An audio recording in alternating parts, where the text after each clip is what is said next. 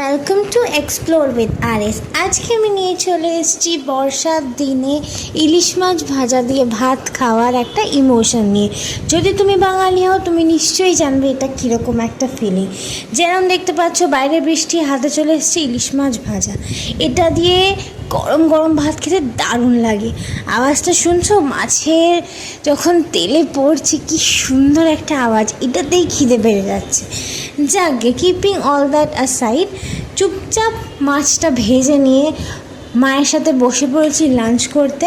হ্যাঁ, আমি টিপিক্যাল বাঙালি মেয়ে, এখনও আমার মায়ের হাতে খাবার না খেলে আমার এখনও পেট ভরে না, দিন পুরো হয় না। তো মাকে বলেছি চটপট ইলিশ মাছের কাঁটাটা ছাড়িয়ে আমাকে ঝপঝপ খাইয়ে দিতে। আর তার সাথে আছে হিংচে শাকের বড়া আর চিকেন কষা।